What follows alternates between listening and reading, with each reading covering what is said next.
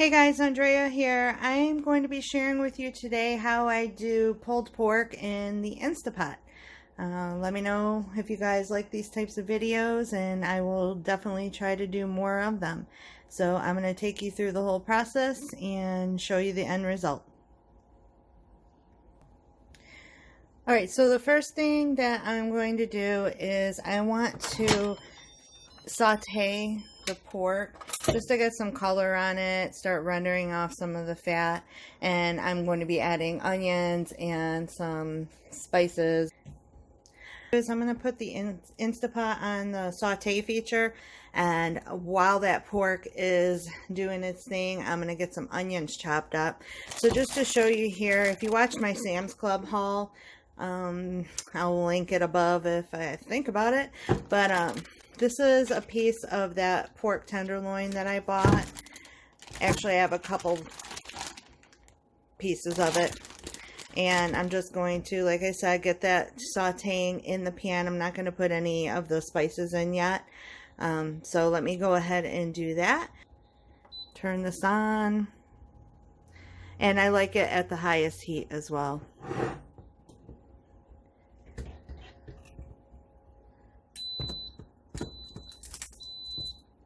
And I'm just going to go ahead and put that in.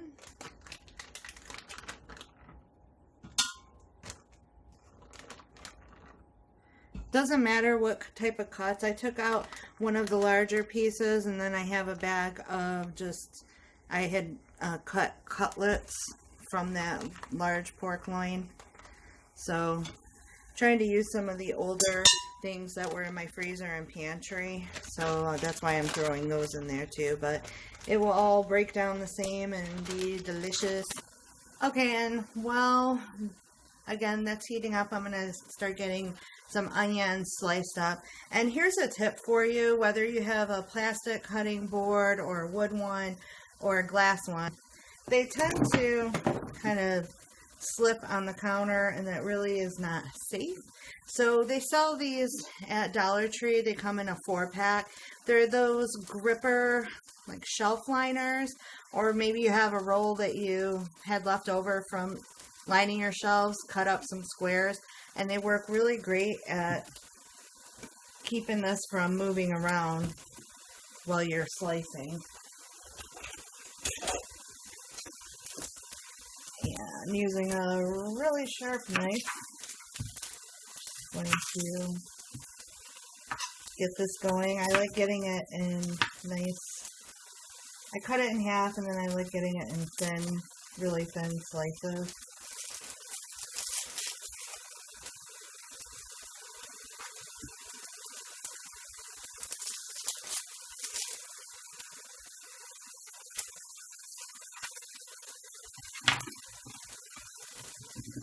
Like that.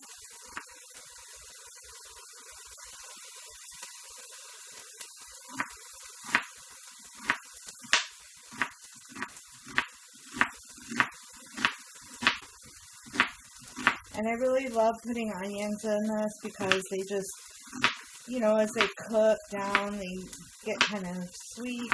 And I know these really aren't considered low carb, but it's an onion. It's not milk chocolate. I'm not going to feel guilty about it.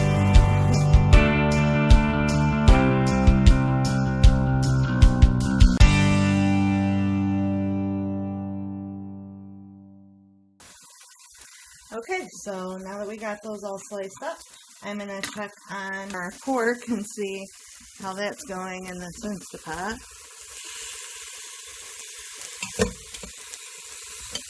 Yeah, it's still, if it's still sticking to the pan, that means that it needs to just stay in there for a little bit longer.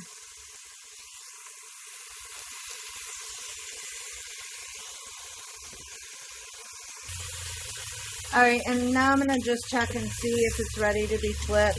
I'm sorry about the smokiness, but we do not have a fan in our kitchen, an exhaust fan. Okay. Yeah.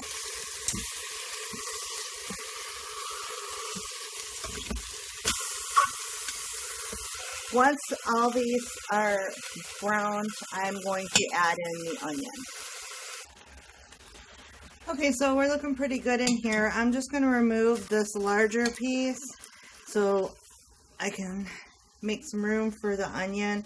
I'm going to leave these smaller pieces in here and just let them continue to go. Just going to move them around to the outside a little bit there. And then just add in all of our sliced onion.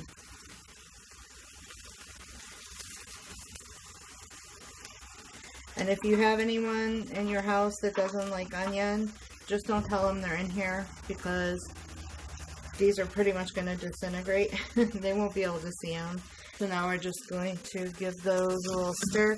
And I failed to mention that before I put the pork in there, I did put about a tablespoon of olive oil. You can use whatever kind of oil you prefer. And there we go. Let those go. Okay, so now that the onions are starting to break down and get more tender, they're not going to get golden and crispy like if you were sauteing them in a regular skillet, but this is fine. This is where I want it. And at this point, I'm going to go ahead and put my larger piece back in there and start adding spices. So I like to add a teaspoon of thyme,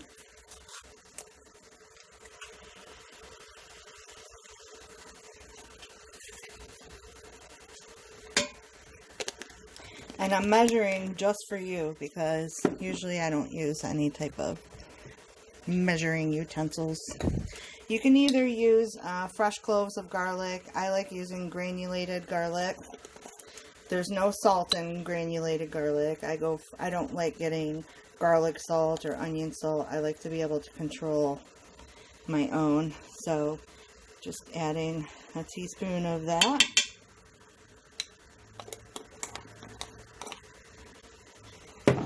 And I'm not going to add any extra salt because I like using this Famous Dave's rib rub. And let's see. Yeah, there's 110 milligrams of sodium in a quarter teaspoon, so there's plenty of salt in here. And this contains it does contain sugar, garlic, paprika, dried tomatoes, orange peel, all kinds of ingredients. And I'm going to use a couple of good tablespoons of that. Maybe more. Like I said, I don't measure. I usually eyeball. So let's see what happens.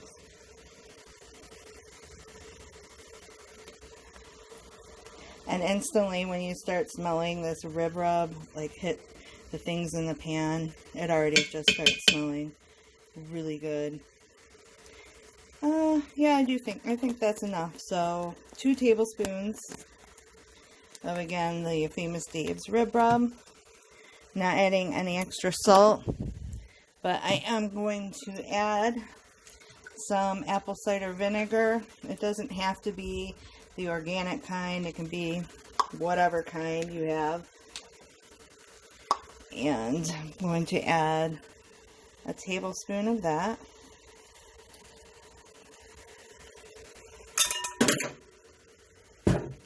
And then I'm just going to add, this is the cup that comes in the Instant Pot, and I'm going to fill it to the top with water. And that's the only liquid that you need in this whole pot.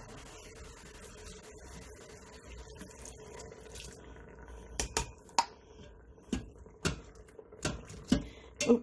And then once you have everything in there, I'm going to go ahead and get my Instant Pot lid. Put that on. Once we have that on, I'm going to cancel it from the saute feature. I'm going to put it on pressure cook, and I'm going to go down to 45 minutes. And then just push that. Make sure your vent is closed. And that's it. It's just gonna heat up and start doing its thing, and I'll be back in about 45 minutes or so to show you what it looks like. Okay, so I went ahead and released the air so we didn't have loud hissing in the background, and I'm just gonna open this bad boy up and see what we're dealing with. And I'm pretty sure this is what we're looking for. As you can see, let's test it out. Oh, look at that, you guys. It just comes right apart. Look at that. And I will shred this all up. I do like to keep it in the liquid once it's shredded so it picks up all that flavor.